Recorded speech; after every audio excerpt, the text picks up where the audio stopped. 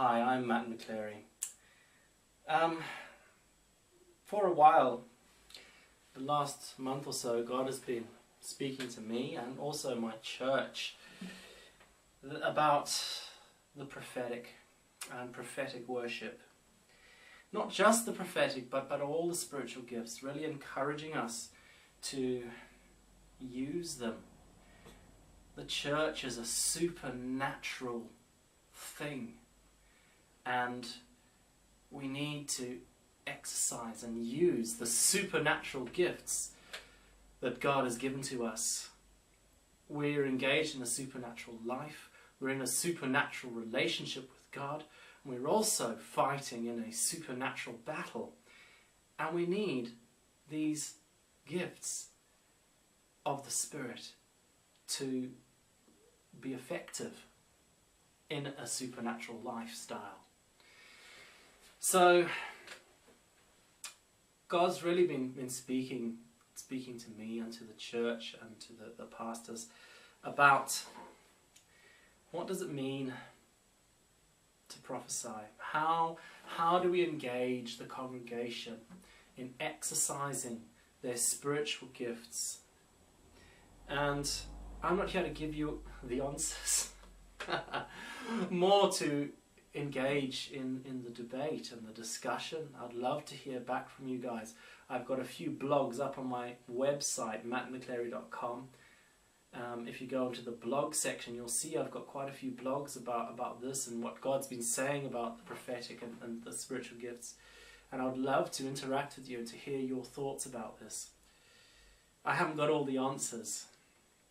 But as a musician and as a worship leader, I've been thinking more along the lines of how do I engage in prophetic worship. I've been interested for many years in how the prophetic and worship work together, how music and the prophetic seem to go hand in hand.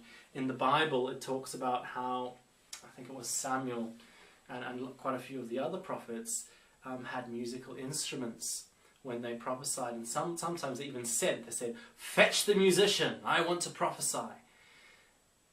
How the spirit of prophecy can be stirred up by music. And one of the big challenges for me at the moment in church is something that I've lost sight of over the years, is that creating space.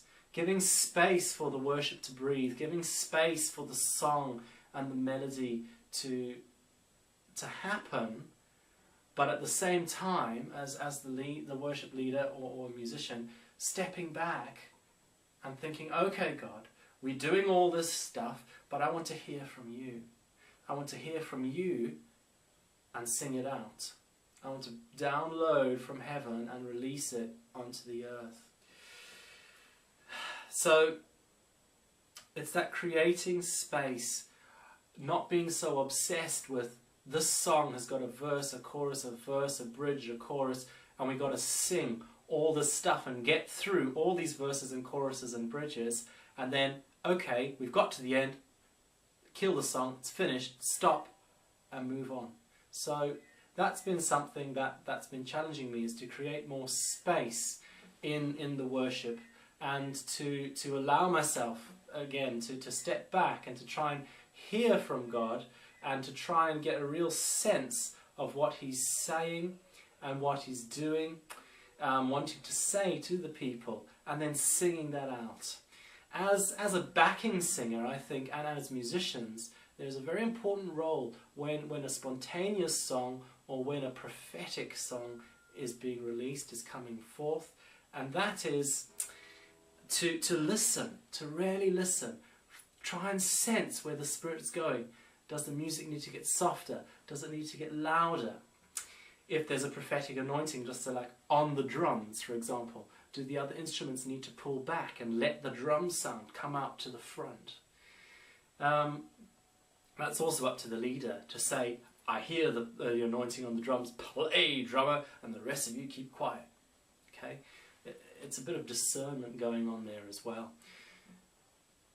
As singers, it's a really good idea to listen. It might be a prophetic word given from the congregation. It might be something that's being sung. Listen to a phrase that's being repeated that you can latch onto, and then you can echo that phrase while the prophecy carries on. All right? So listen out for that and try to echo what's being said and sung, and that helps to engage not only you and the band in what's happening, but also the congregation, because hopefully they will catch on to that repeated line and sing that as well. I can't teach people how to prophesy. Just to be pure, listen to God's Spirit, try and hear what God's saying, see what He's doing. You might get a picture and try and sing that picture out.